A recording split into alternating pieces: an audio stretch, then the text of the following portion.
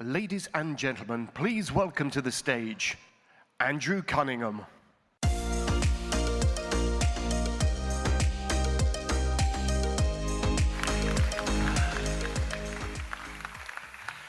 Wow, do I have 3 R's for you, and that is not reading, writing, and arithmetic. That is, I am feeling refreshed, I am feeling renewed, and I am absolutely feeling reinvigorated.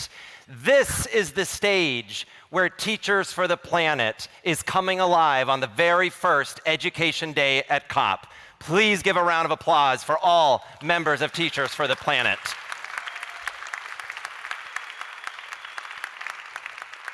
It was said in the remarks this morning that we could be challenged as a society with one important question: how might we make teaching the world's most important green job, on which all other green jobs depend? It takes people, it takes passion, and most of all, it takes a collective purpose to make change around the world. With that introduction, I would like to give the introduction to the people behind Teachers for the Planet through a short video.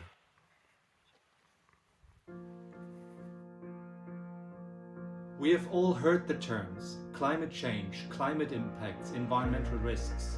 They vastly shape the present and future of children and lead to growing instability and unpredictability of conditions, especially for the most vulnerable. But the truth is, they are largely absent from school curricula, and most teachers don't feel ready to teach our children and youth about the planetary crisis. Fortunately, across the world, there are innovative, inspiring teachers who are taking action and illustrating how schools can equip all children to collectively mitigate and be resilient in the face of climate change. As Teachers for the Planet, we are today launching a growing online portal of over 100 outstanding teacher-led climate education solutions. The portal presents both the innovative solutions and the trailblazing teachers behind them to showcase what's possible for climate education in an accessible, relatable, and applicable way, and to inspire, activate, and empower many more teachers in the world to lead quality climate education. My name is Edson Dongo. My name is Nikhil Sharma. Resta Gashigi. Juan Baghdadi. Ma'am Rabia and Ma'am Maha. I'm Yulia. This is Jens.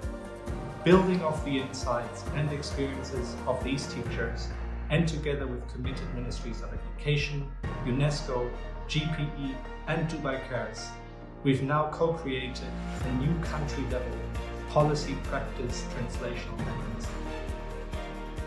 This mechanism will support countries in designing and implementing ambitious national climate education plans and prove a simple but important hypothesis. Climate education policies informed by teachers will be better climate education policies for teachers and for their students. Together with all of you, we are excited to advance teacher-led climate education worldwide at today's RewirED Summit and beyond.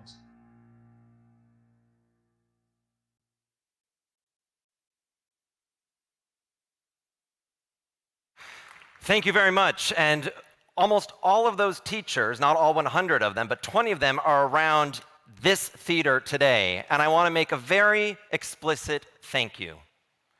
COP28 is usually about scripted approaches to how we solve the planetary crisis. And in fact, it requires the unscripted conversations and moments of partnership. DP World heard that teachers were coming to their venue. They said, no, we will not just give you a room to have a dialogue, we will give you the atrium. This is the same stage that executives from around the world have been hosting conversations about how to bring their industries into the green economies. This is the stage where there are possibilities shared among dignitaries and heads of state. And most importantly, they opened up this particular platform and this particular moment because they believe that teachers are also at the heart of the climate solution. So could we please give a round of applause to DP World?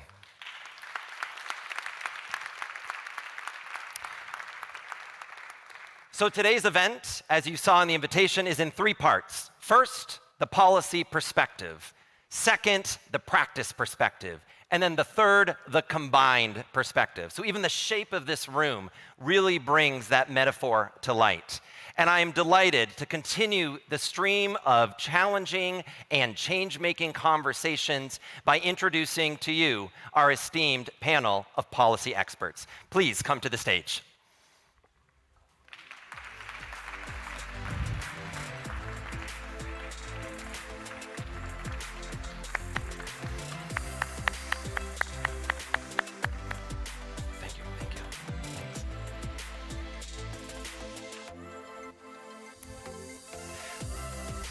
So first, let me congratulate every speaker for being here on time.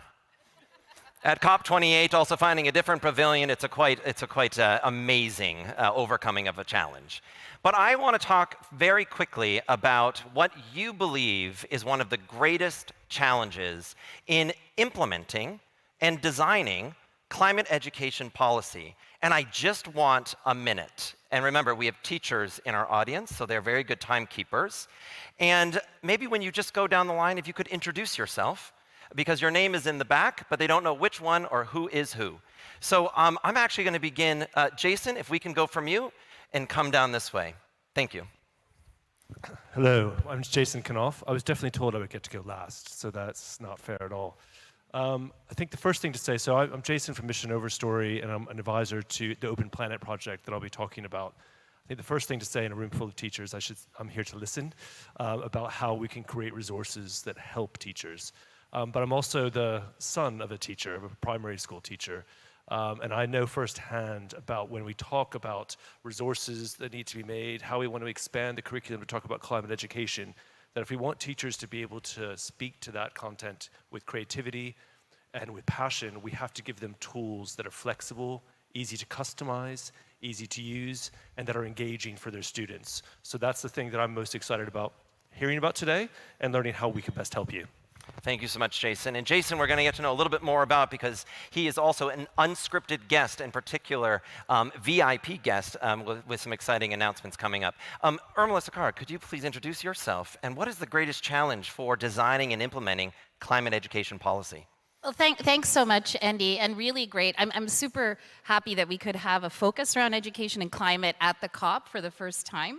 And I'm Urmila Sarkar, and I'm the Deputy Director at the Generation Unlimited, posted by UNICEF, a public-private partnership connecting youth with skills and opportunities in employment, entrepreneurship, and civic engagement.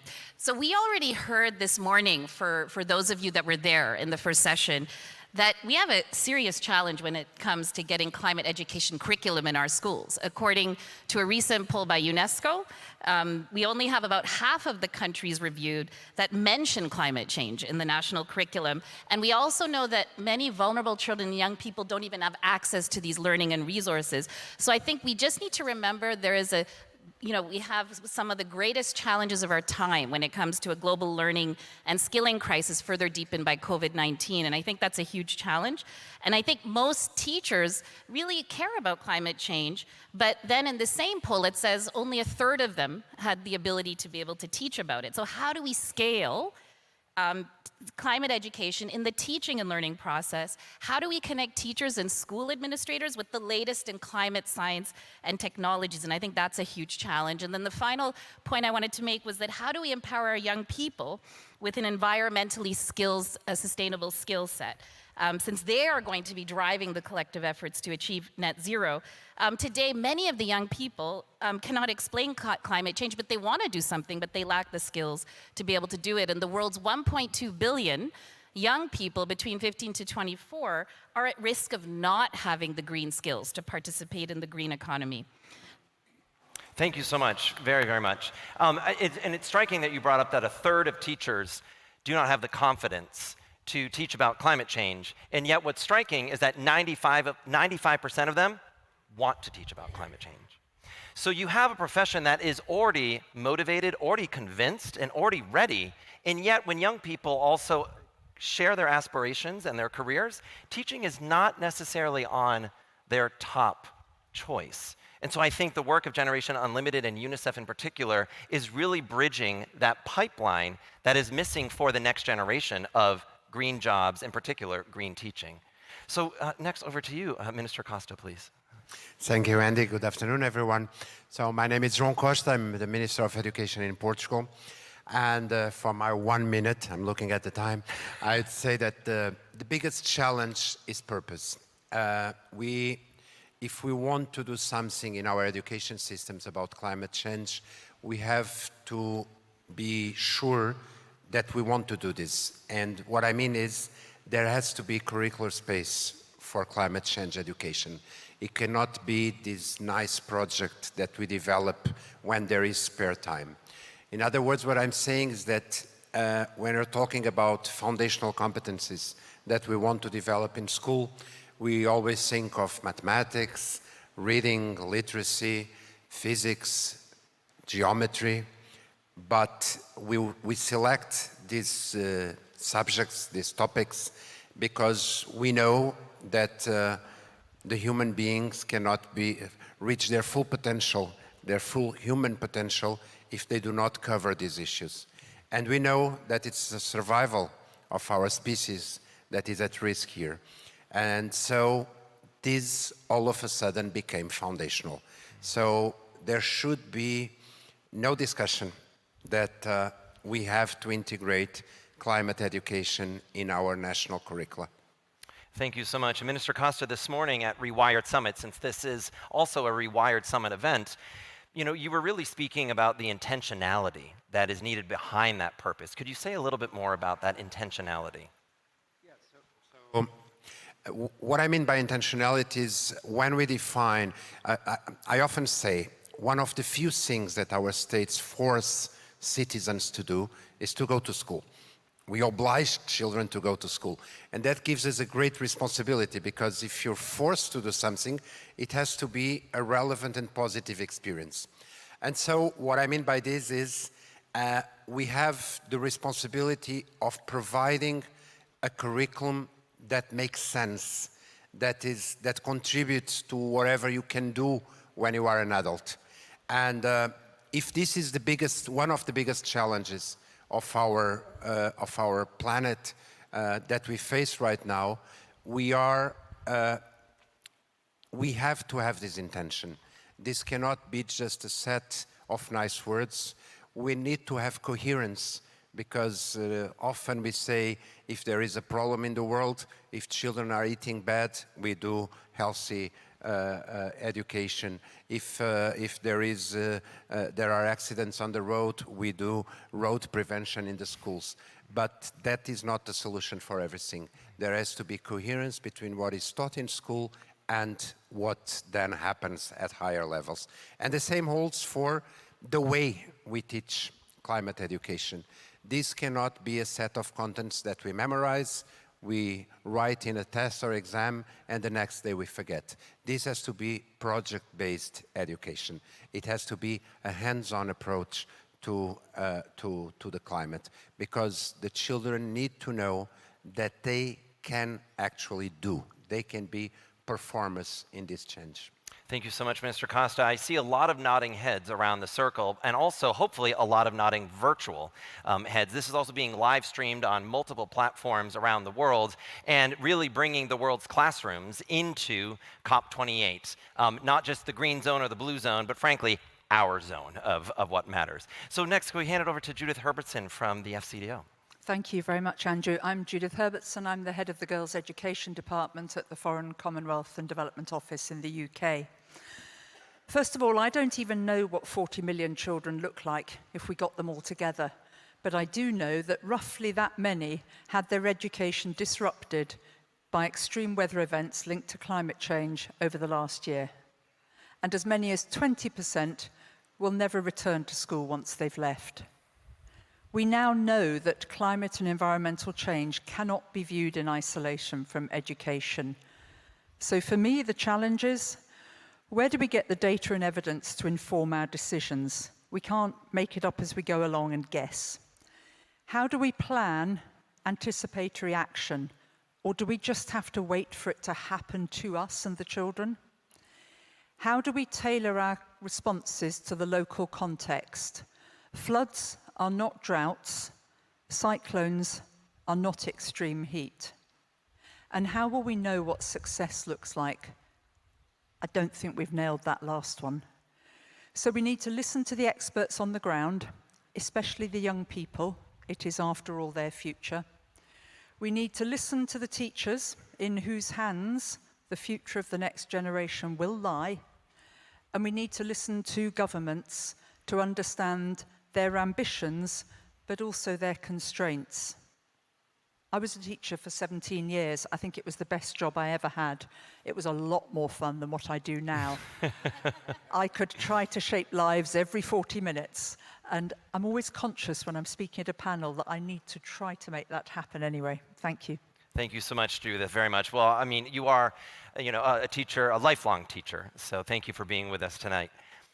I am thrilled to be welcomed by a unlikely actor and leader on the stage of an education day at COP28, the Minister of Energy from Ghana, and making the decision to actually come here after having to go back to vote in Parliament, but he prioritized this moment in stage. Over to you for one of the greatest challenge of making climate and education policy real. Thank you. My name is Matthew Prempeh, Minister of Energy, Ghana, previously holding the portfolio of Education Minister. So I thought it was a setup, right? Setup in the sense that we in energy contributed probably the biggest amount of greenhouse gas emissions. And I'm being set up in a room of educators and things. But on second thought, I thought it was probably right to be here, because this is the first teacher-based platform that COP has ever had. That's right. And so there's a need to draw the parallels and similarities between education and energy. But first, designing any educational policy is a difficult one.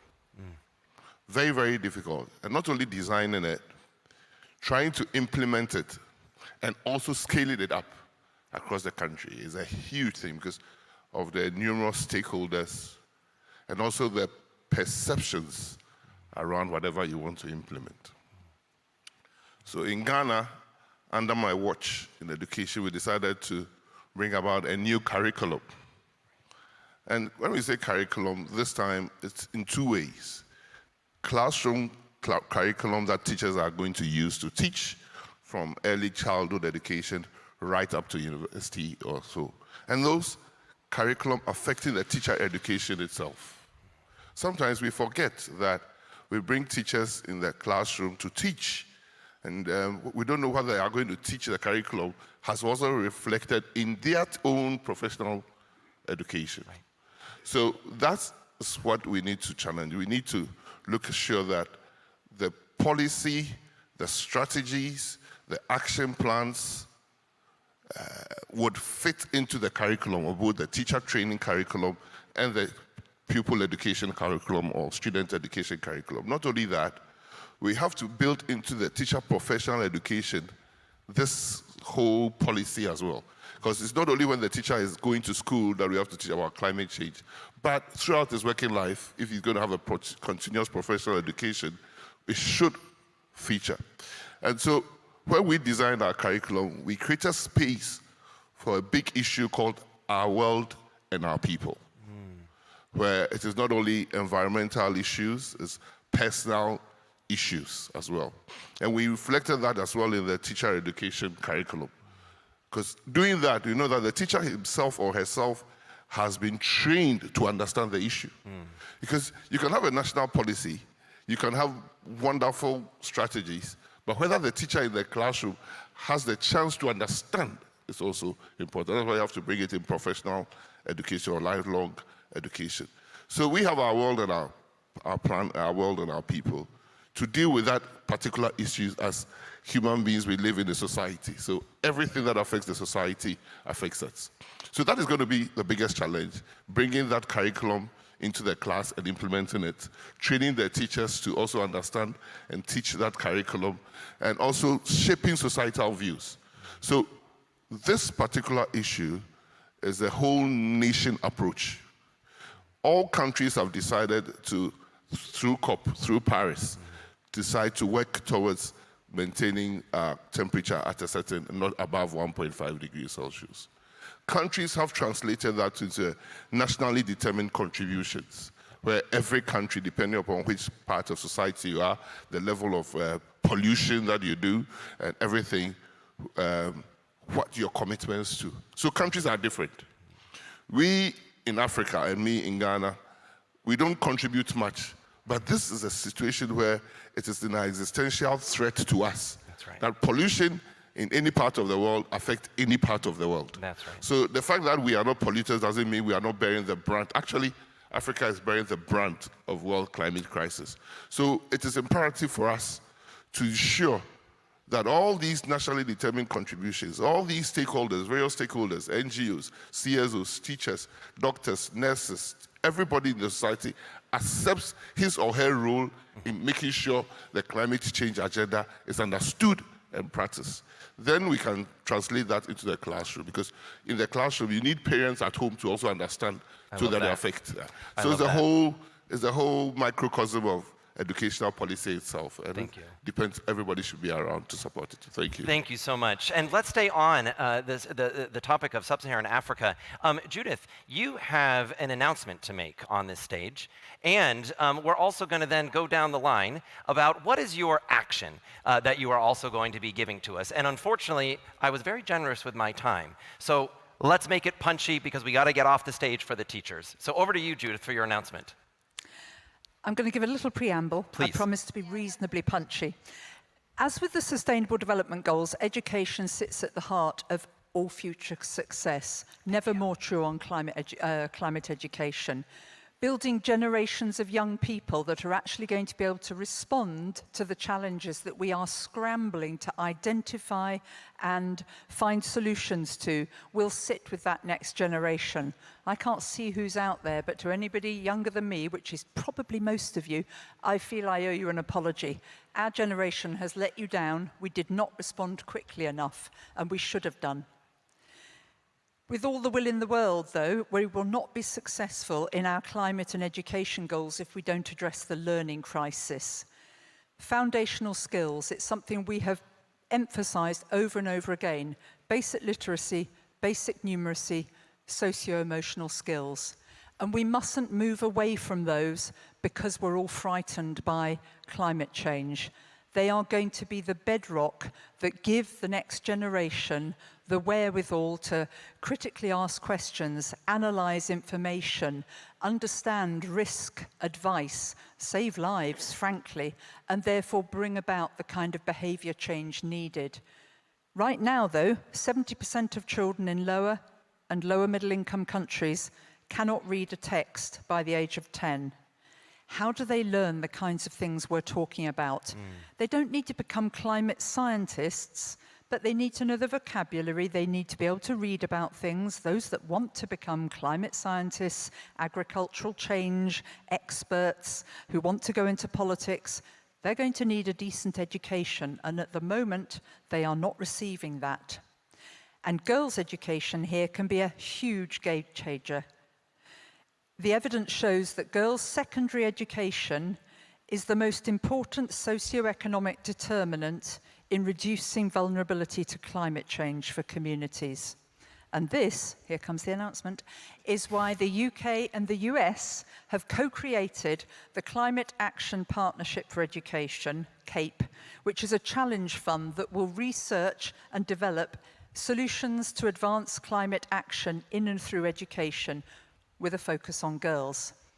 And I'm really delighted that CAPE has awarded its first project in Tanzania, where I've just spent the last week on work. It will be implemented by the Aga Khan Foundation, and it will be called the Co-Create Initiative, to test solutions for promoting climate action in schools and communities with local stakeholders, girls and women, with the aim of equipping teachers, young people, community members, a holistic approach, with the knowledge about climate change that they will need to respond to through understanding their local context. And the fundamental success of this will rest with teachers and head teachers. Building their knowledge and skills, and their personal resilience, because they and their families will be going through the same thing as the children, the young people and their families.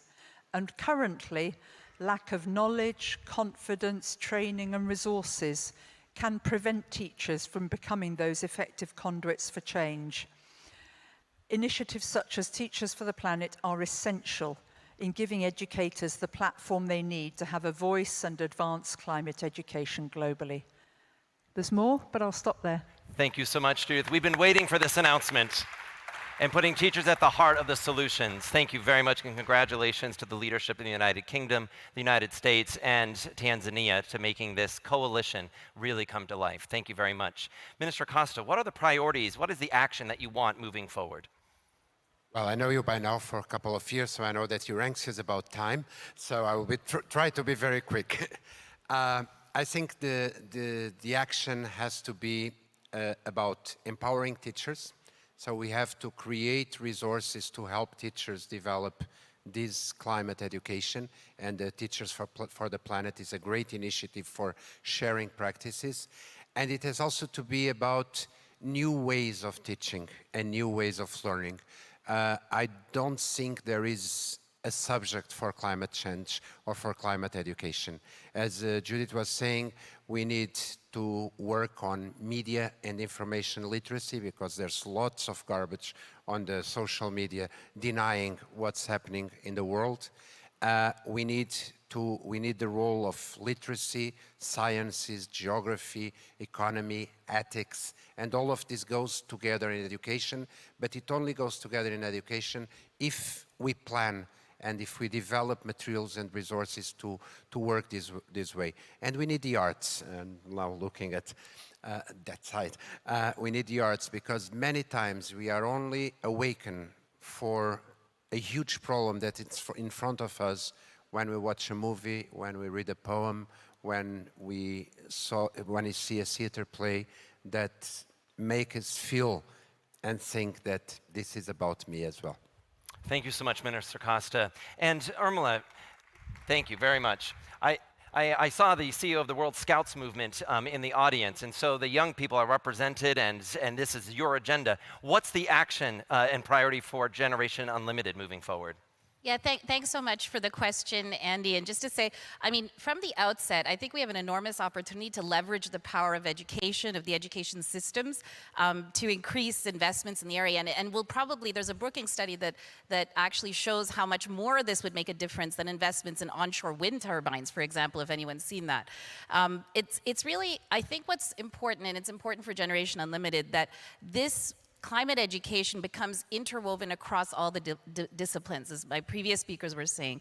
We have a real opportunity to build forward stronger our education systems by integrating sustainability into the fabric of learning, because really, we're dealing with the next generation is not just aware of environmental issues, but they need to be equipped with the innovative thinking and problem-solving skills necessary to thrive. I mean, they're the future.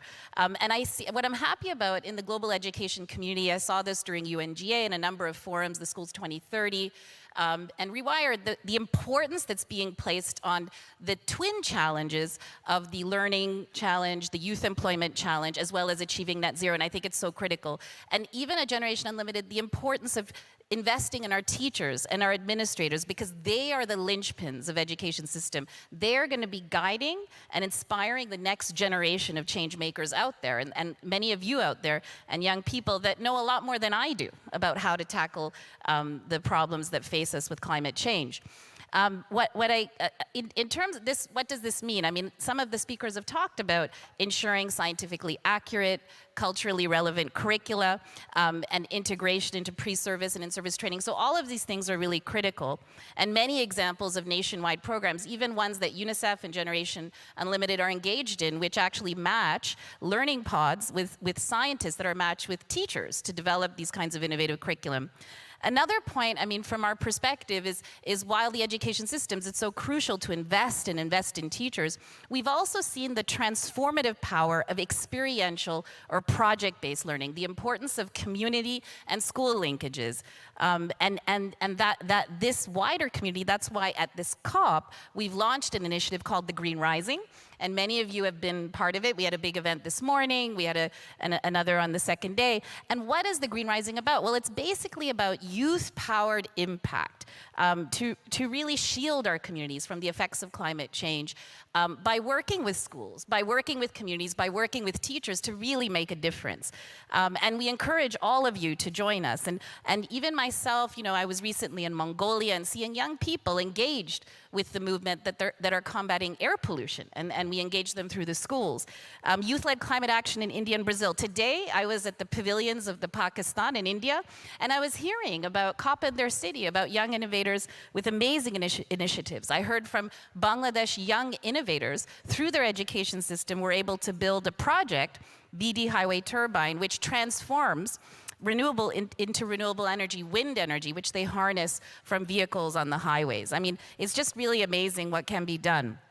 They are change makers. I think the last point I'd make, and I think which is really important, is that it's so important to reach our vulnerable youth, especially the adolescent girls that don't have access, as easy access to remote connectivity, learning, and these resources. And we've actually had a great initiative with the FCDO to really focus on that. And I think it's really important to make sure that there's still millions of young people and children out of school, and that will be something that we can drive forward together.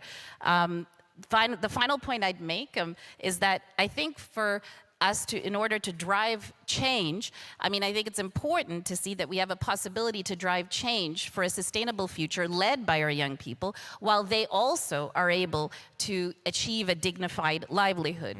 There are many ways that they can have green businesses, ideas that can turn into viable business plans. So I think we have a real opportunity, and I think I'll end there, to achieve net zero, while at the same time address the learning and skills and employment challenge. And it's ambitious and it's not easy, but I do believe it's achievable, and I think that's why we're all here today. Thank you so much, Urmila. And now for our last intervention in action. Jason, give us the unscripted moment that will lead us into the next opportunity. So over to you, Jason. Great. Thank you all very much. It's been a privilege to be on this panel with you. I think listening to all this as someone from outside the education sector who's working in media, entertainment, communications, the scale of the challenge that we're facing on education generally, and then on adding in the importance of climate change to that, is huge. And it's complex, and it has to be ambitious. And I think, Judith, your point around this isn't just about children for the future. This is children on the front line of climate change right now. Climate change is interrupting their education. They're feeling the impact. So we have to take this seriously. So people working in my sector, we have a responsibility to make sure that we're doing everything we can to help teachers, to help school systems, to help schools, to help young people. And what we have done is create something that is called Open Planet. I've been working with Sir David Attenborough's team at Silverback Films for the last few years, and we've made films with Prince William for the Earthshot Prize. They've shot with Barack Obama and Shakira, and they've made the natural history programs like Our Planet on Netflix. And they go and shoot things that are guided by science, that are telling us these are the things that are the most important issues around the world to show. They're beautifully done. They help change people's minds, like we were talking about with the arts. And when these films have gone out, when we filmed with communities all around the world, we get called by teachers. We get called by universities. We get called by school systems, NGOs working with young people saying, I loved that. That actually was from my country, that stuff, and I would love to be able to bring that into my classroom or into my community project. And we've always had to say no, because the people who paid for the films, the broadcasters and streamers who did, they put in the investment, they own it, and it's theirs. So sometimes we figure out things for big projects, but for the most part, it hasn't been possible. So we've decided to break the model completely. So with the world's greatest environmental filmmakers working with incredible local talent all around the world, we've created Open Planet. We've already filmed thousands and thousands of hours of content of our changing world that is going to be available for free, nonprofit, and educational use to everyone in the world. It's going to be easy to download. We're going to have low bandwidth versions. And crucially, the result of conversations we've had here at COP28, including with you, Andrew, and your colleagues, we want to put teachers and educators at the heart of our strategy. We want to hear what are the stories that you think we should be telling? What's the things that we need to go out and film? What are the educational campaigns that we should be trying to create with you? This is really, really important. Stories move action, and stories can guide and frame education, so we have to make it easier for teachers to use it. Thank you so much, Jason. I mean, raise your hand if you've kind of watched a Netflix episode in your life. Great. There's some not Netflix watchers, so we'll think about that. If you think about the images that are on some of the nature documentaries and you say, I would love to use that in my classroom, just a minute of a Netflix documentary is between $6,000 and maybe even $15,000 in copyright. The paywall to access to the most updated footage of not just the climate challenge, but the climate solutions is too expensive for the teaching profession. Open Planet is breaking down that paywall. And not only is it transforming the profession of teaching to be able to actually be in the driver's seat, but then to also say, you're missing this part of my planet. Can you come and help me co-film, co-create, and actually co-teach a next generation? So with that, I'd like to introduce a sizzler, as they call it, of Open Planet. So please give a round of applause for our policy perspective panel.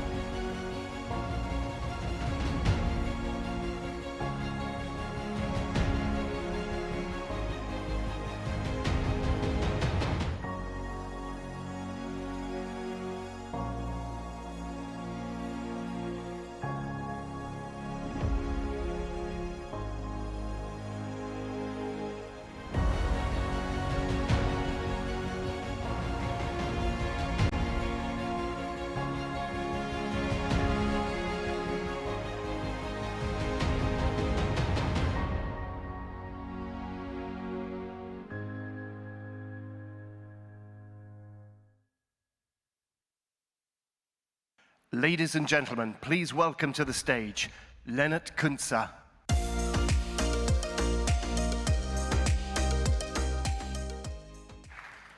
Wow, I cannot believe this is happening.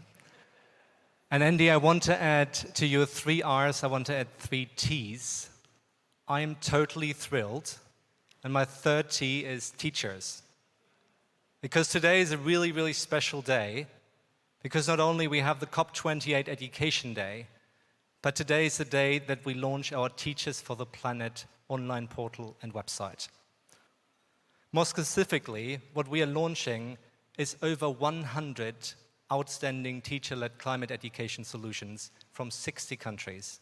They're all really diverse, and we just heard about solutions, and all these 100 teacher-led solutions are reflecting something really unique, because they are all happening in really diverse contexts and led by really, really inspirational people in their own ways. We're launching this portal not only to showcase the solutions in those 60 countries, but also to feature the teachers, to finally give a platform to those teachers all around the world who are leading trailblazing climate education, often in really constrained contexts. Because we believe that if we share about those solutions and those teachers in a relatable, replicable way, we can hopefully inspire and empower many more teachers all over the world to take action together with their students in meaningful, high-quality climate education. So I want you to turn your eyes to the screen, which is difficult not to do.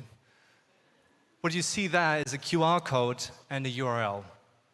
This is a QR code to our new Teachers for the Planet website. So if you want to take a second just to take your phones out and quickly scan the QR code, what you'll find on the website are three things. First, you'll find something called Meet the Teachers. You can see the profile of all these 100 billion teachers. You can read about them and you can learn what motivates and drives them. Secondly, you can learn about their solutions. You can learn about the approach of their solution. You can learn about the theory of change underlying their solution. You can read about the impact that these solutions are already having on students. And something to point out there is that often they have a really profound impact on the foundational learning of students because they engage students in something really interesting, relevant, and really engaging and applied in their own context. What you will also find on the website is a submit button. And that is to say, our movement of Teachers for the Planet has just started. We can't wait to hear from so many more teachers all over the world to submit their solutions to us so that we can engage with them and we can feature their work on the Teachers for the Planet online portal. So I encourage you to go there to spread the word about Teachers for the Planet and to encourage all inspiring teachers leading climate education in their context to please get in touch and submit their solutions. So with that, let us quickly recap what we heard in the opening plenary. We heard about the policy perspective. What we heard were different challenges that countries are facing in realizing ambitious climate education policies that they have crafted. We heard about contextualizing materials, making them relevant to the lived reality of students. We heard about finding purpose. We heard about recognizing climate education as something that's foundational, because it's a world around us that's deeply shaping our present and our future. We talked about data and evidence and evaluating our approaches. We talked about teacher readiness. So we talked about a whole range of things. And what we now want to do is we want to continue engaging around this really rich landscape that we heard about of challenges and opportunities by now turning to what we call the practice perspective. We now want to hear from climate educators that are teaching in really diverse contexts. And we want to continue learning about key challenges and opportunities that these educators are facing in their diverse context. So each of our 7 climate educators that will share about their context will share with you 3 things. They will share about you what is the context in which they're operating in their countries, what are the key challenges and opportunities that they are facing in that specific context, and thirdly, what is their advice or what is their one big ask for making the conditions under which they're operating more facilitative of their inspiring work. So I'm inviting to share each of our 7 climate educators for around 3 minutes each. And we have, as our first speaker, I would like to invite to the stage Nikita Deepak Jigbani, who is working in Tanzania. Nikita.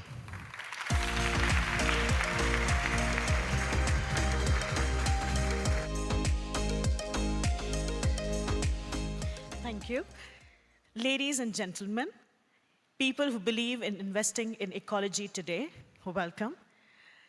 I come here to share a story of my climate education journey in Tanzania. When I was growing up, I used to spend a lot of time in community parks, playing throughout the evening, coming home late, but always carrying a flower bag for my mom. It was an act of love for her, but for me, it was to spare myself from getting scolded for being late. Little did I know that I was getting connected to nature in a different way. We had this bond where I grew up in a family where switching off lights, switching off fans was very important. Carrying your tote bags to buy grocery was important, but that time, it wasn't important to me. Moving forward to my current present, when I relocated to Dar es Salaam, Tanzania, I was surprised to see there are no community parks there at all. There are a lot of sports fields. Everybody is very enthusiastic about sports, but nobody really cares about the environment. And that was a very important part for me as a child growing up, and there were no parks around. Fortunately, I got to be in touch with Didier from AKF, And he guided me, along with my students, to create a microforest. Now, microforest is a 1,000 square feet man-made microforest. We planted 100 saplings and 35 different species. Right now, while I speak to you, I definitely have a student of mine looking after microforest. I have few of my colleagues definitely enjoying lemon tree grass tea. I also have teachers who are harvesting basil, enjoying the freshly pesto sauce pastas, and we do that on a daily basis. It's a project that has shown commitment by a lot of people. It has engaged communities, and we are building on it. When we tried expanding the project with the local schools, students, and other people in the community, we decided to create our own soil factory. So from being Miss Nikita in the school, I became Mama Earth for all my students. We got 21 kgs of earthworms to create 120 units of soil factory inside the school. Sadly, all my baby earthworms have died. We have failed 3 times, but we have not yet given up. We are going to revive our project because when we started the project, it got a very big positive impact in our school community. Every child in my school opted to have 1 fruit every single day so that the fruit waste could be contributed to creating the soil factory. Now just imagine a school where every student is running to the canteen to enjoy the junk food, all of a sudden sees this massive positive change of having students bring fruits from home and making it a point that they are contributing to a school project. So it's never about the big, grand gestures. It is always about those small steps that we take that make the larger impact and a positive impact. Well, this is not the only positive outcome. We have seen students who have become so calm about their behavior, about their anxiety issues, while just taking a walk or tending to the microforest. We have now students who are applying to universities to study environmental science as a major to continue in the post-secondary education. And that's a very big change that we are seeing. I'm working as a college counselor. So far in 2 years, we did not submit any application for the major. This year, we have multiple students applying in different areas that contribute to the environmental science. My ask from you today is, it's good to receive funding. It is always appreciated because it will help us maintain the projects. My ask is for the knowledge so that we can sustain the funding in the right way. Thank you.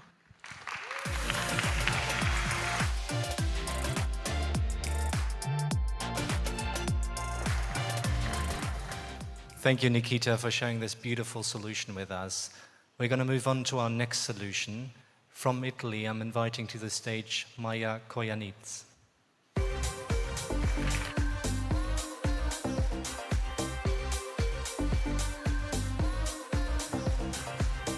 Hello, everybody.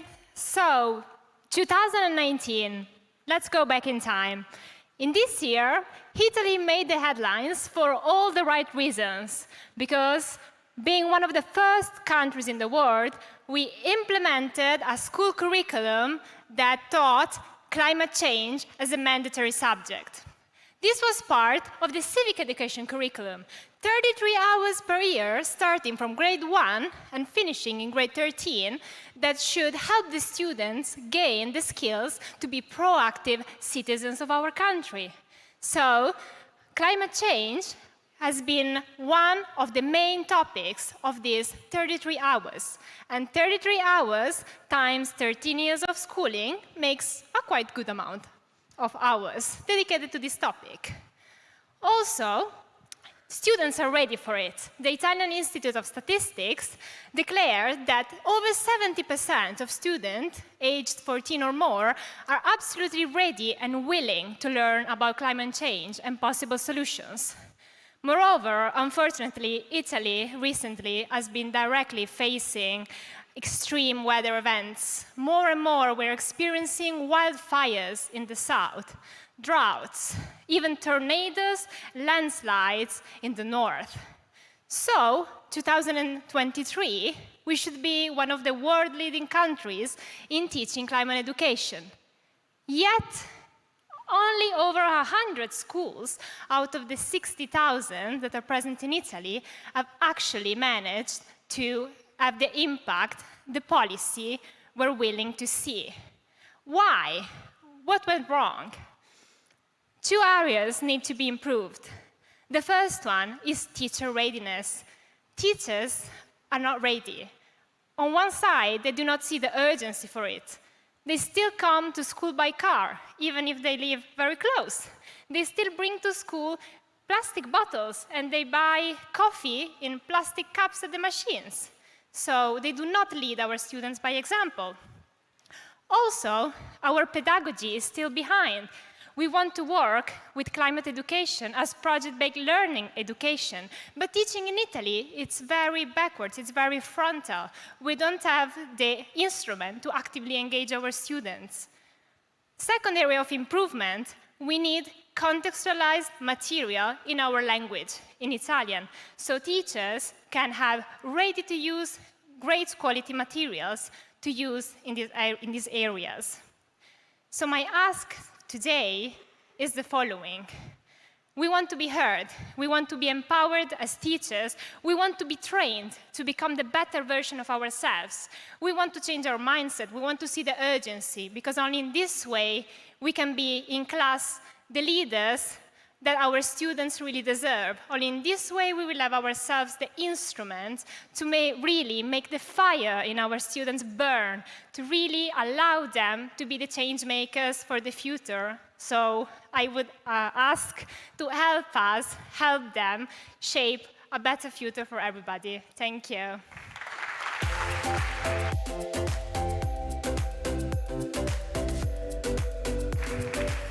Thank you, Maya, for sharing your fire with us. And I've added two challenges to the list. The first one, teacher readiness. The second, contextualized materials, including in different languages. Third to the stage, I'm inviting Yarasri Guha from Bangladesh.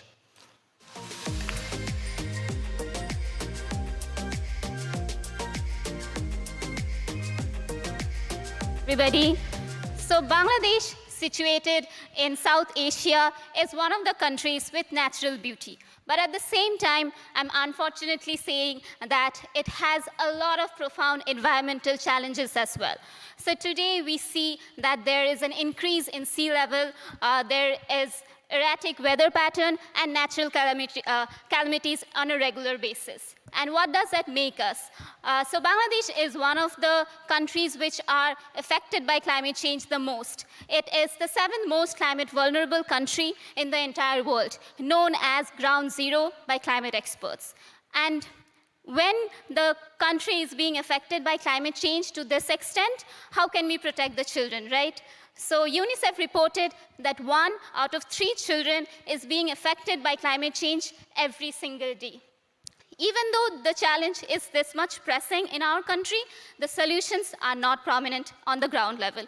We have seen that the schools are not being able to prioritize climate education at the secondary and primary level due to other priorities. We have also seen that the teachers are not being able to have enough resources, opportunities to teach their students climate education. Additionally, the school management authority cannot hold enough accountability to embed climate education in their core curriculum.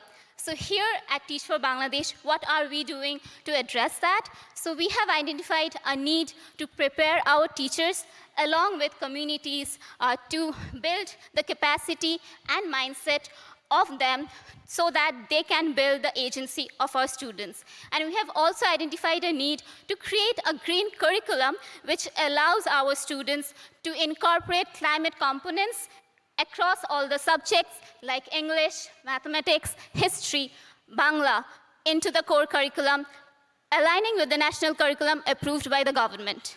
And today I ask you that why a country like Bangladesh, where there is an urgent risk is still lagging behind in climate education, because I strongly believe that climate education cannot be done in isolation. I want you to believe that we need to involve all the countries together to make this global movement. And I want you to consider today the planet as your heart, and as your heart does not deserve to be half-loved, the planet does not deserve to be half-loved either.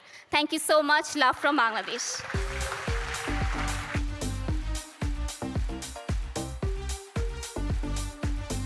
Thank you, Yarashri, and a lot of love back to Yarashri. Another round of applause, please. I'm adding two more things that we've just heard to the list. The first one is curriculum, the form, and the second one is student agency, two very crucial terms. So now I'm adding to this amazing speakers list, to this lightning speed, I'm adding Edson Dongo from Zimbabwe.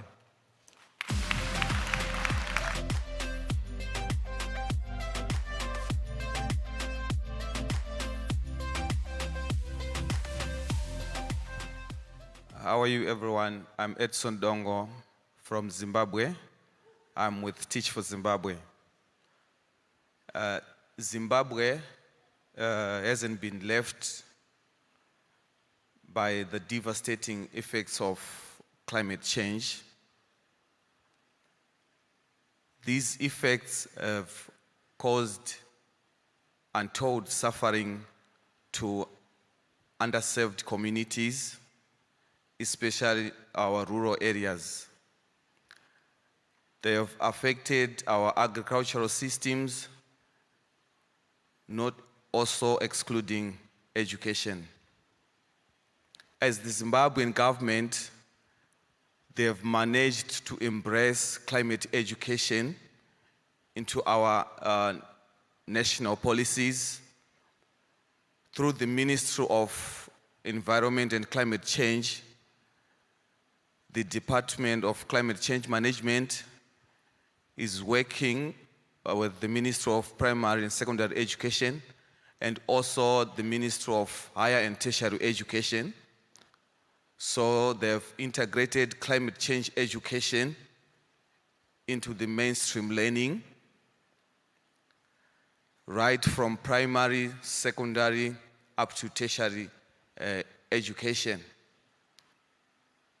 We have got also other local and international organizations also assisting the national government in advocacy and the provision of resources and materials in schools and communities.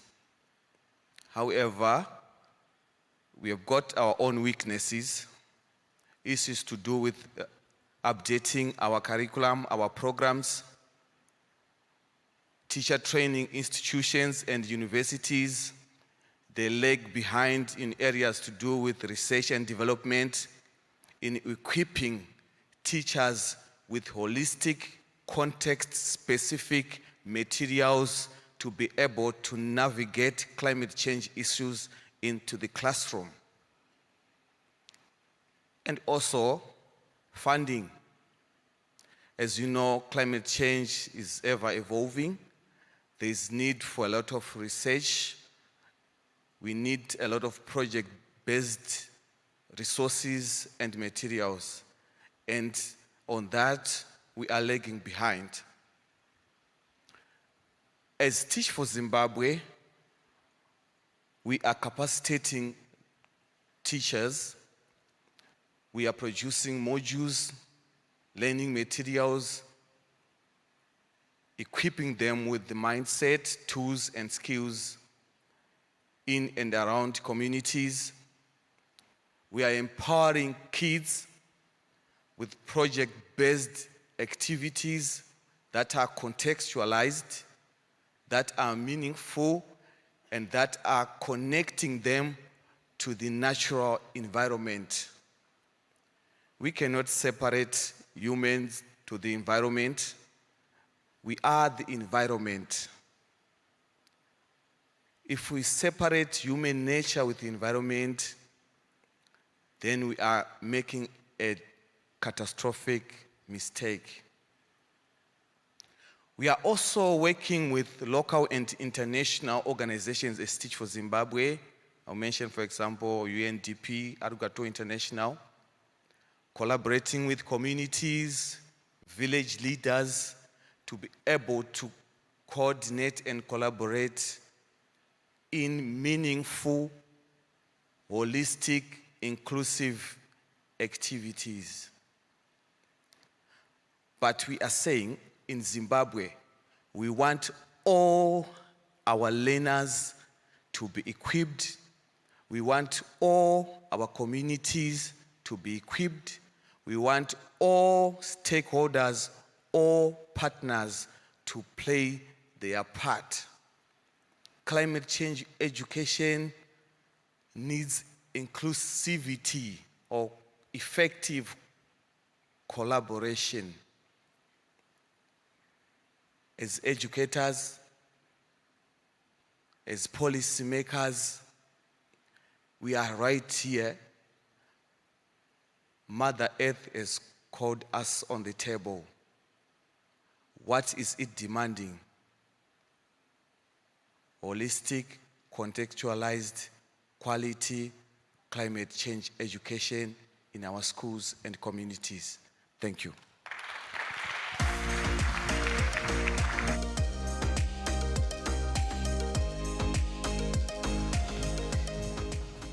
Thank you so much, Edson. And what I'm hearing is holistic, partnership, collaboration.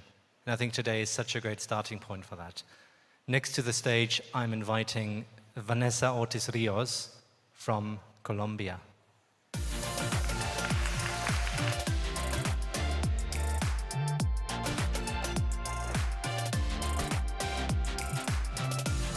Hi everyone, my name is Vanessa, and I come from one of the richest and most developed countries in the world. I come from Colombia, and you should be asking, Colombia, a developed country? I have never heard of it. Well, yes, we have 314 different ecosystems. We are the #1 in bird and amphibious species. So yes, we are a very developed country.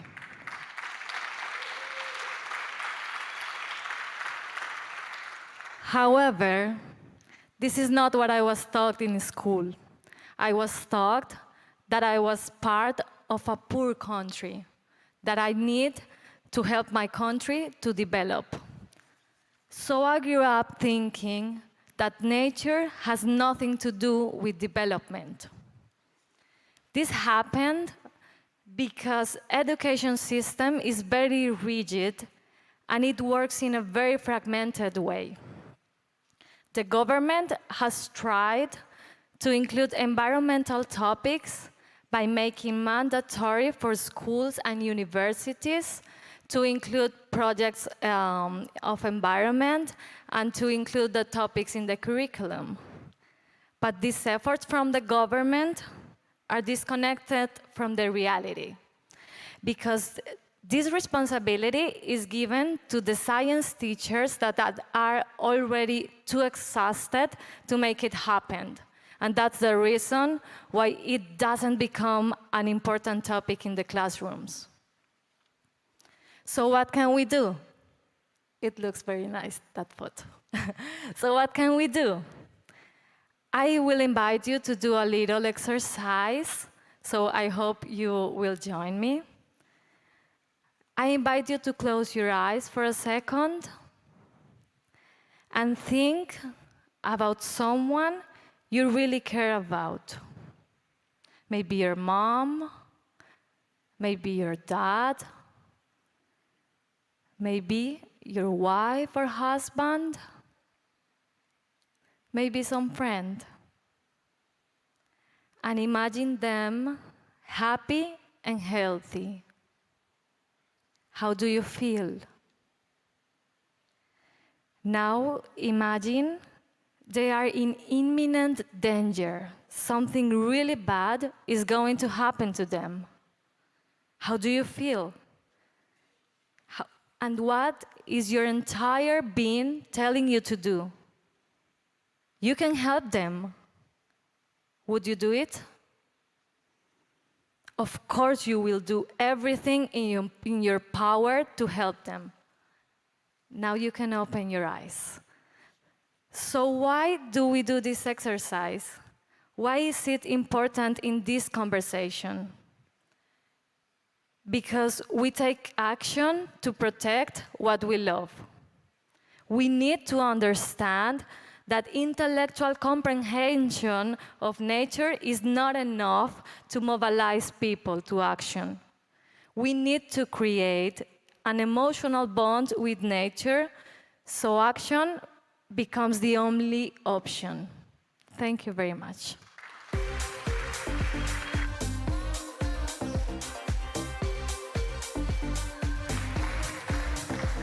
Wow, thank you, Vanessa. Two things I hear very clearly there is the notion of connectedness and the notion of we're protecting what we love. So let's regain our love for the natural world. Next to the stage, I want to invite Alison Hampshire from the UK, but working in Kenya. Please, Alison.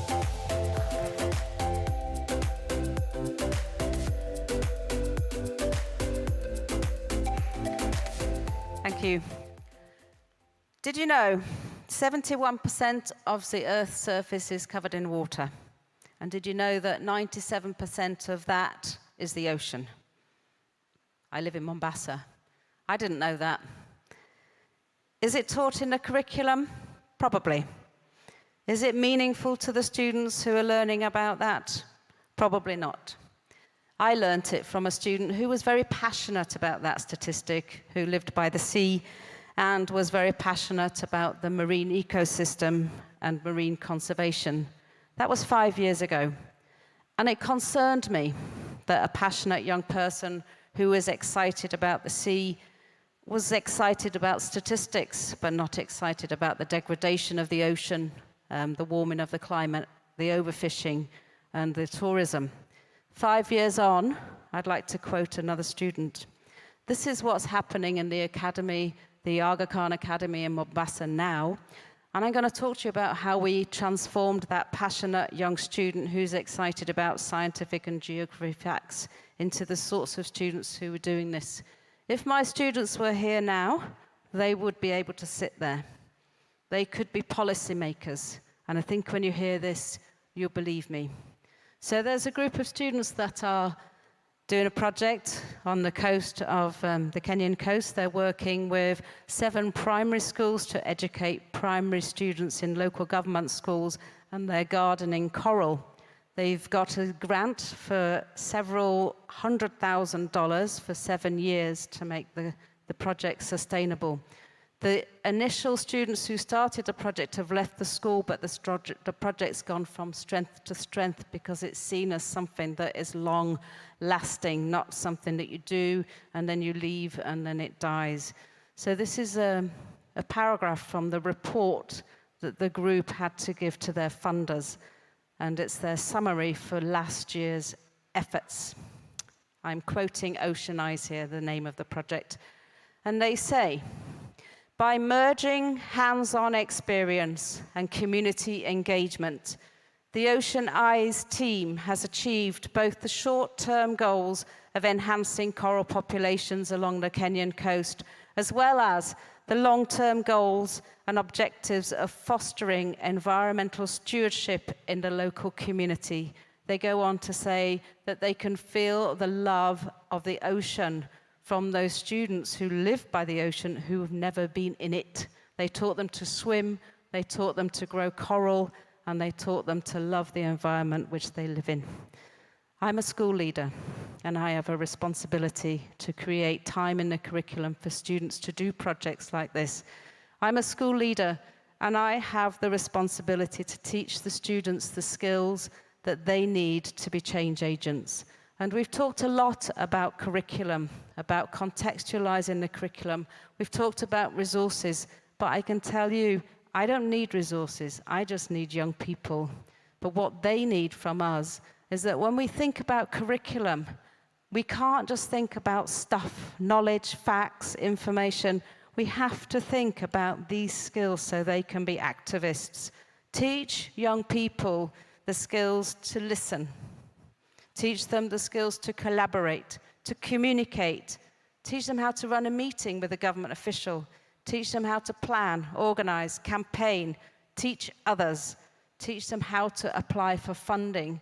Teach them how to leverage the resources in their community.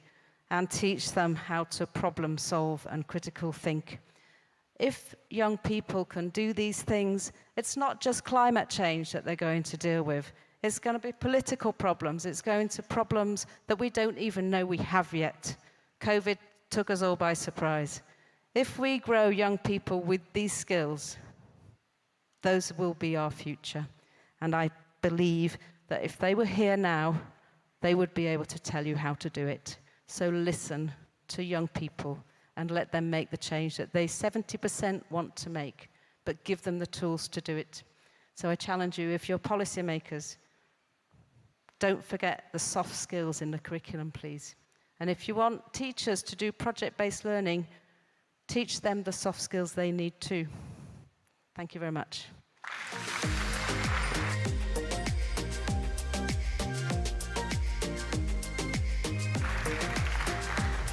Thank you so much, Alison. That was beautiful.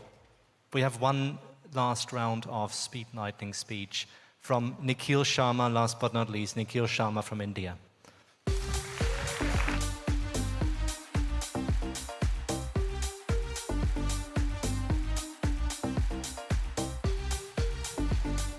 Hello everyone, I'm Nikhil, a climate educator and a social entrepreneur from India.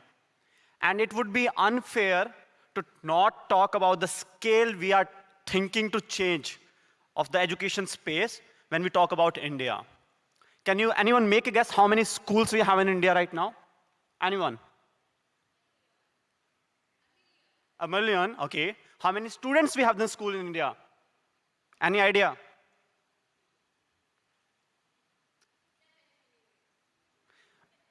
We have 265 million students in schools in India, 11 million students not in schools, 1.4 million schools, and 9.5 million teachers. And the entire day when I was attending the promises on climate education, which I feel are very hopeful of me changing, but at the same time, we have to start thinking the scale of the transition we want. It's huge. In a country like India, where we speak more than 70 languages in schools, and the communities where I started working, this is one community. And on an interesting note, I started working with this community after a career in the petroleum industry. I was a petroleum engineer, I transitioned to work here. And when I landed in this community, I realized that these communities know climate from a long time. Climate is a part of their culture, their language. What they don't know is the change which has started happening in the last couple of decades. So when we approach these communities, and when we see the climate change vocabulary, which is very jargon heavy for them, the vocabulary which we use for climate change, mitigation, adaptation, they don't understand it. They have a very connected landscape. They have a very connected connection to the nature. So in a country like India, which is very diverse, and I agree with Africa, Latin America, that we come from a very diverse background. These communities have a very strong connection to the nature around them. They have their own language. As Dr. Matthew was mentioning earlier, designing education policies is very, very difficult. It's very difficult. You have to understand the localization and the context of these communities before we start jumping in to teach them about climate change. How do they connect to climate change? And in this journey of me, in the last 5 years exploring how can we take more localized, more contextualized in the local language where the vocabulary is still not defined, we do not know the vocabulary. How do we teach them climate education?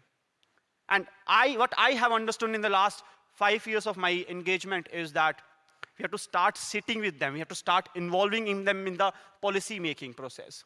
We hardly include the local knowledge, the local people, into the policy-making processes.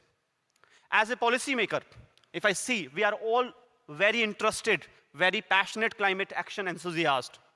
And we might be working on this bottom-up approach to change the climate education space.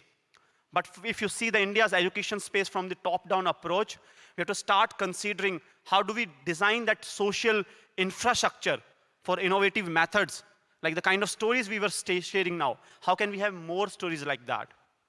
So we have to start thinking on building that solutions. We have to start thinking on building those policies that comes from top to down and also from bottom to up.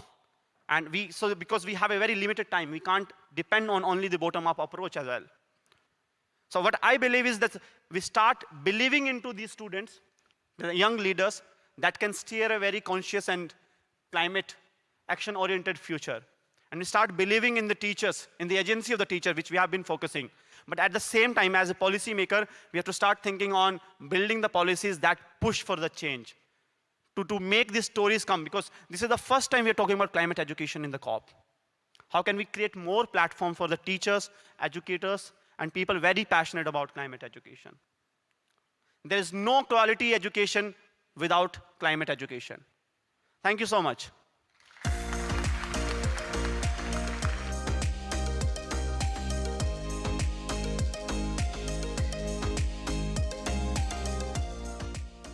Jason's back, and so am I. Our last educator just asked us the question, I wish we had more platforms to have climate and education really combine forces and make a difference.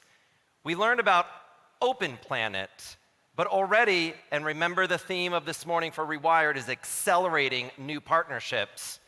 Is there a next chapter already for Open Planet? And may that be called Planet India? There is indeed, and it's great to be following positive examples of things that are coming out of India. So to try out the Open Planet model I was talking about before, we wanted to go to a place that is underrepresented in the global environmental climate debate in India, and I'm based in Delhi. And earlier this year, India hosted the G20 Summit, and we thought it was really important to push forward the voices of young entrepreneurs and NGO leaders who have solutions for the challenges that India is facing on the front line of climate change that can also be relevant for the entire world. Because those on the front lines of climate change are those who are innovating the fastest and who we have the most to learn from, not the other way around. So we built a campaign built around 10 incredible young people with a diverse set of solutions. We got funding from DP World, so it's great that we're in their building, so thank you DP World, to go out and shoot all over the country, to shoot people in the mountains, to shoot people in the mangroves, to shoot people in the deserts. And we filmed short films. You mean filming? Sorry, films. I'm using great. TV talk. Sorry, No, yeah, right. filming, non-violent filming. And we put these films together. We packaged them up, got Bollywood superstars involved, and we also, because it was on Open Planet and it was free to use, we got India's top content creators that reach millions of people to package it up and use it in a way that's relevant for them. And we set a goal of reaching 200 million people, and in 2 months, we reached 400 million. So it really shows that this platform can work. We're gonna show a quick overview film of what the campaign did. Now, this was designed around, as I said, young entrepreneurs and leaders. But as you watch it, I want you to imagine, what would it be like to do this project in Brazil with teachers at the heart? What would it be like to do this project in Kenya, but about school children themselves at the heart of it? What would it be like for students to be able to take this content and make films that they could share with their friends and family? So this is just an example, but I hope it gives you an idea of what we want Open Planet to be for the education sector as well. Without further ado, let's see Planet India. Thank you. India pulses with life. The world's most populous country and fastest growing major economy. Home to nearly 10% of the world's wild species, where we place our relationship with nature at the heart of our culture. But now, India is on the front line of climate change. And Indians have no choice but to respond. We are responding with ingenuity, with urgency, with our hearts and minds. Planet India is the story of this critical moment. The story of how adversity can be met with creativity, and how challenges can create opportunities. The story of a new generation of Indians who are leading the way, protecting wildlife and communities, our economy and our planet. From the world's leading environmental filmmakers and India's top creative talent, this first of its kind campaign has reached over 400 million people across India and the world.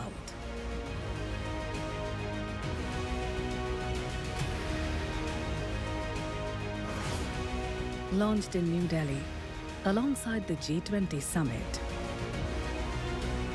Planet India reimagines the way we tell stories about the planet, celebrates India's potential, and shows the world how we can build a future for people and nature. We've only just begun.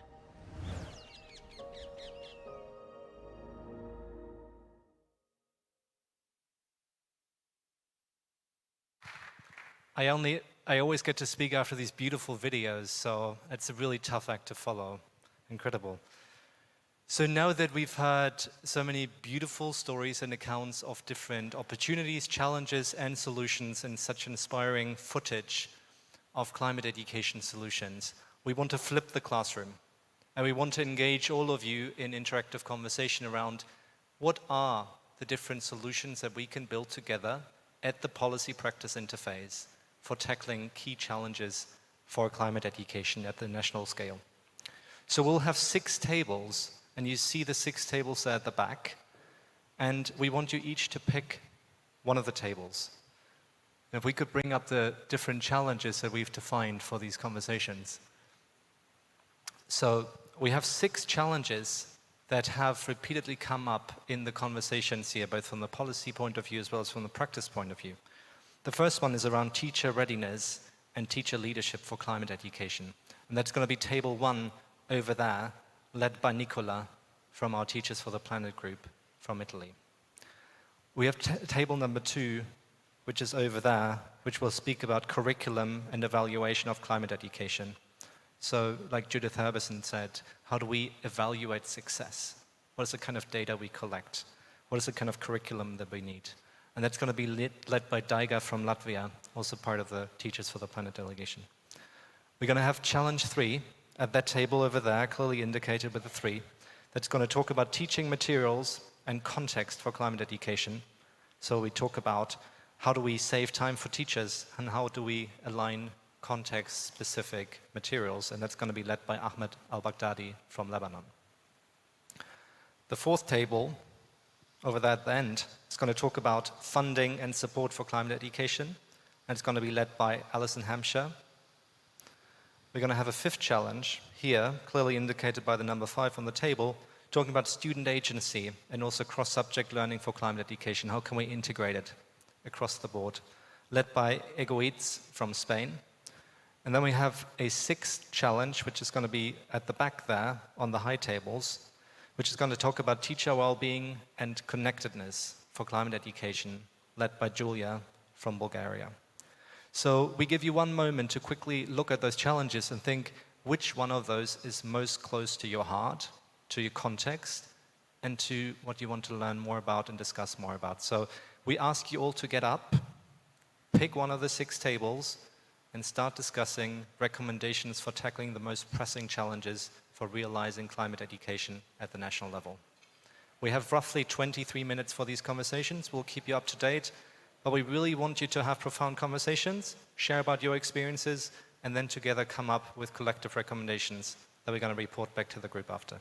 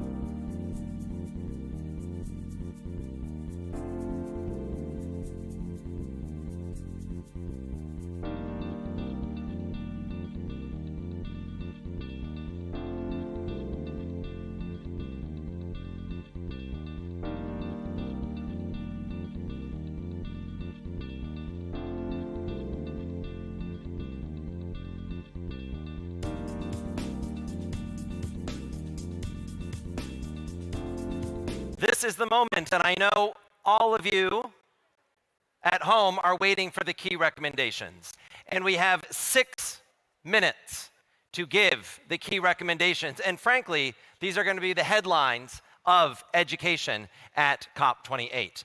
And so I'd like to begin right in the middle and have actually challenge number 4, funding and support for climate education. Allison, could you please stand up and give us in 1 minute the key recommendation moving forward? Hello? Oh, it is working. Didn't want to tap it. Okay. Our biggest key recommendation was to do with capacity building on the ground, grassroots level. We felt that some of the people who have got amazing projects that they want to implement don't have the skills to apply for funding, don't have the wherewithal to know where to look for funding, and so they're often not able to find a funding source that they require. So that was our first recommendation, is somehow, maybe Teach for the Planet provides us with a list of funders, ways of writing proposals, and helps to train people so that they do have that capacity. And then the second thing was to do with helping funders understand how difficult it is to show impact on climate education, like in 6 months or 1 year, and that it's a long-term thing. And so we need work by all the agencies and everybody who's got influence to help them understand this is a long-term project. And you know, in a few weeks or a few months, you can't show the impacts in terms of climate education. Thank you. Thank you so much, Allison. So I'd like to pass it to challenge number 1, teacher readiness and leadership for climate education. Okay. Hi, everyone. And it was really helpful to ground some ideas, because there was so much talking during the days, and we came up with some really, great recommendations for teachers, actually, because we usually speak about students, but we need to also talk more about teachers and to teach teachers how to teach. Training teachers. Nobody really does it. We need that. And so mainly our first recommendation, it is that we talk about curricular space, but even though sustainability and climate change is in the curriculum, our teachers are not ready, and so we need teacher training and also to bring the agency to teachers. So also we usually talk about student agency, but we need to talk more also about teachers agency. How do we bring the agency to the teachers? Okay, and so the key word is empowering teachers. Thank you very much, teacher agency and that inclusive approach. Over to challenge number 2, please. Curriculum and evaluation of climate education. Hello, everyone. Our main focus was the collaboration of all the stakeholders and a learner-centered approach. Looking around, looking at the context they are in, what's around the learners, and the most important question, asking them what are the things they want to learn, deliver that, and then measure it by asking how it was. And getting transparent information that's accessible also for the learners, and act upon it, having the next steps. One a bit more crazy idea was gathering all the information, also local context information, feeding it to artificial intelligence, and asking it to to provide a good curriculum and how to measure it. Thank you. Thank you so much. And let's go to challenge number 3, teaching materials and context for climate education. Ahmed. I was kind of lucky. On our table, we had students, teachers, and different organizations and policymakers. We discussed about contextualization, which is a topic that everyone really cares about. And we always heard about different resources available online, but not everyone can relate to. So this is some subject that we really need to be talking about. And the first thing that we came up with is we need to engage students and teachers in creating those resources to see what is relevant for the students themselves, We need to go to our local context and identify the needs that are needed. We need to engage in more storytelling as well. And when we talk about policymakers, they are really interested in the stories that we are showing them, and at the same time, we need some evidence that they can rely on and see it in their own eyes to start implementing those things together. When we talked about what are the tools that are needed, we need to connect and empower learners. And there's something that has been said, which is really nice. Those learners are not the leaders of tomorrow, they are the leaders of today. So, which is great in my opinion. We need also there's a lot of points, I'm really sorry to. So sometimes we have like a bottom-up approach, which is totally fine, which will serve at the end for the benefit when the governments themselves see that it's working. So thank you so much for that. Thank you so much. I do feel like a little bit of a game show host, I'm not going to lie. So over to challenge number 5, student agency and cross-subject learning for climate education. Igowitz. Thank you, Andy. Thank you for the people that have been actively participating in our table. When we talk about cross-subject and climate education, it's so obsolete just to teaching about mathematics, science, or technology. The new learning that our students need to be the change makers and to show the agency that we need as a society have to be done as an intersectional method. And we were talking about barriers. We think that most of us have been teachers, and we felt like really far from the policymakers and the ones that can make the things happen easier, changing the curriculums, designing it in a more open way, having a space. So we talk also about one of the potential solutions could be to try to create project-based learning methodologies, global, connected with the global challenges, but locally rooted, because that will create a more meaningful way to the students. We've been talking about polar bears losing their houses, lost the power to engage in new generations. So we need local problems that are meaningful for them. So connecting also with something that we heard today, probably we're gonna go after these days from COP next Wednesday to our real lives, our real jobs, companies, schools. So I will just want to ask you one thing. Please try to get the stories that we've been listening here, because as we heard, stories move actions, and we need actions. Thank you. Thank you so much, Igowitz. And finally, to challenge number 6, teacher well-being and connectedness for climate education. Julia. Thank you. You hear me? Yes. So we mentioned teachers a lot of times today and in the couple past hours, which, as we may notice, can be overwhelming for them. So we have to be very careful and very conscious about the way that we approach them, about the whole topic of climate education. And the first thing that we discussed, although it was a discussion full of a lot of ideas, is that we should be very careful in the way that we transfer and shift the perspective to the teacher profession. It's really very result-oriented, so we have to like switch the perspective and make it more learning-oriented. And that could be achieved when we try to somehow create a school environment which allows teachers to discuss ideas and to have the time to exchange with one another. Which brings us to the last topic that we discussed, the connectedness. I think that we saw a great example of sharing ideas today, and it would be awesome to next year celebrate like 1,000 examples of different school initiatives. And also to reward teachers for their efforts in putting climate education into the center of their classrooms. So that was it. Thanks. Thank you so much. This, ladies and gentlemen, is what a policy practice think tank for the future of education and the planet feels like, and it looks like.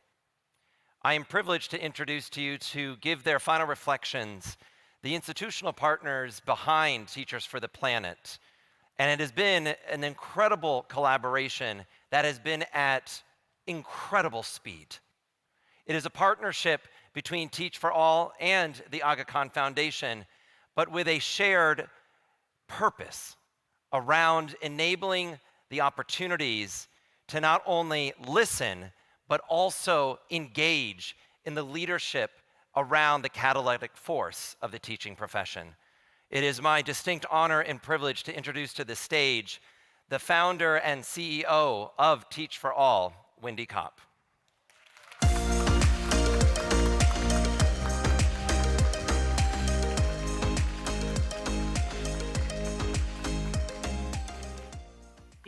Everyone. You know, I've heard so many questions over recent months and years about why climate isn't in education. And one thing that's clear to me from listening to all this is that it's not for lack of energy and insight from the teachers themselves. So I think the path forward is to enlist you all and get you to drive the change. So this was super inspiring. My biggest thought is that if we're going to get where we want to be, we need to fundamentally transform the whole education system. I worry a bit that the folks in the education track at COP28 will leave thinking we need to add climate to the curriculum, and I think that won't get us there. We need to step back and, as the Minister Costa said earlier, rethink the very purpose of our education systems. If we're working to develop the students in our classrooms today as leaders who can shape a better future for people and the planet, then we will rethink everything in terms of the outcomes we're working towards, in terms of how we spend our time each and every day. We'll think about how to develop students' agency, their awareness of their environment and many of the other challenges that face us, their connectedness to each other and to the planet, their well-being, their problem-solving and critical thinking skills so that they can solve today's challenges. So I'm excited for us. I mean, we all know that people change systems. We need to fundamentally transform our education system, which means we need collective leadership. We need teachers and students at the table alongside policymakers and folks all around the ecosystem around kids coming together to ask ourselves how we can change our fundamental purpose in education towards the purpose of reshaping the trajectory of our world towards sustainability and peace and justice. So thank you for everything you're doing in that pursuit.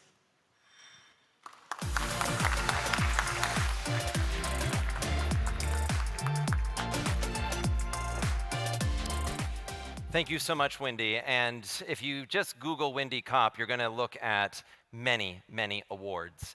But what always comes strongly is leading with the heart and the people.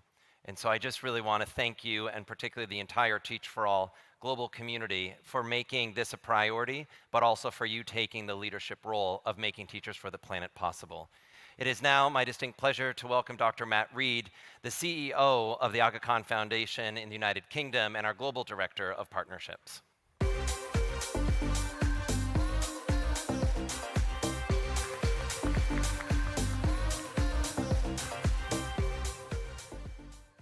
Well, thank you, Andy, and thank you, all of you. I feel like I need Leonard here to sort of help me sum up a bit of the day. But one of the things that I didn't hear on Leonard's list actually was a word that I heard a lot today, which was love.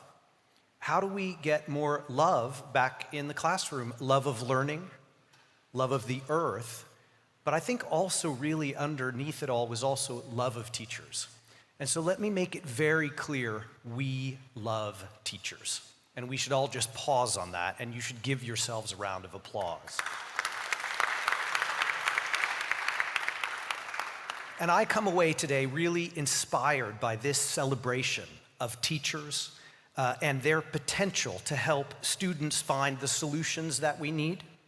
This recognition of teachers and their potential to help inspire students to harness their own creativity for the common good. This realization that teachers can be the agents of change that we all need to make this a better planet. And that they can be the agents of change for the transformation inside education systems that Wendy was talking about. And we did not plan this, but I think it's absolutely critical. Because if we think about the SDG education agenda, the transformation of education agenda, and the climate education agenda, for me, they're one and the same. And teachers have to be those agents of change because the same sort of student-centered, problem-centered, teacher-centered learning that we need for educational transformation and climate transformation are one and the same. And so that's why I'm so excited that education is playing a major role at this COP28. And so I would like us all to congratulate, recognize, and thank the UAE and Dubai Cares for putting education at the center of the climate transformation. We know that the best education systems in the world function, they are the best education system in the world because they do a few things. First of all, they're systems where teachers are respected, where they're rewarded, and where they're empowered or enabled with agency and creativity. And I think that's something that comes through all of the discussions today. I was really inspired by the teachers we heard, the 20 solutions that are on Teachers for the Planet. I hope that you'll all go out and explore those, and I'm looking forward to seeing 100 and 100 more and 1,000 more by COP29 and COP30 and beyond. And so I want to thank you all for starting this movement with us. We're transforming words into action, and we look forward to seeing you all together at the next COP, where we can take stock of what we've been doing together over the past year and years to come. Thanks very much.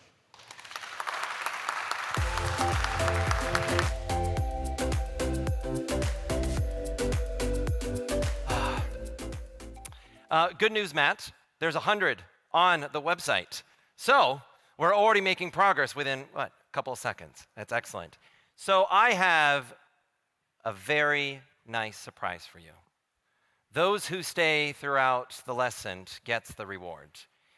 The DP World community is willing to put on the waterfall one more time, but for all of us to be in a very nice group picture, facilitated with a wonderful background, facilitated with wonderful waterfall. And so at this time, I would welcome everybody to this part of the theater. Yes, please get up, please get up. Yes, the waterfall will not come down until this is ready. This includes you, Wendy. This includes you, Matt. Excellent. And while you are, and our photographer, raise your hand. Where are you? Excellent. So yeah, just grab a seat, excellent. It's like musical chairs, if you will.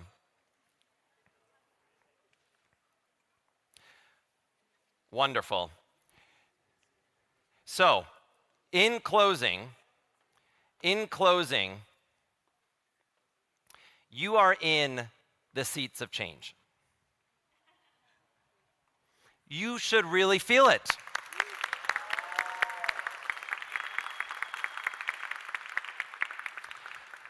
And today is the waterfall moment for the watershed moment. Raise your hand if you're a teacher. You're still here. So thank you for being the chief negotiators of today's first education day at COP28. The closing ceremony is at RewirED at the top of the hour, so I encourage everyone to switch your channels, but also for us to make it back to the Connect Conference Center. And on behalf, again, of the entire global community of teachers and young people, thank you for the tremendous efforts of Teachers for the Planet. So at this point, I am gonna ask you to actually stand up and just face that way. And face up. Do you see him? Yep, but don't take that photo until the waterfall goes. And don't fall in. They did say I could get a nice shower. I don't know about that. I don't trust that. I don't trust that. Yeah, this is one of those awkward moments, but it's after the program. You can edit it out. It's excellent. Do I have a joke to tell? There we go. All right, say cheese, everybody.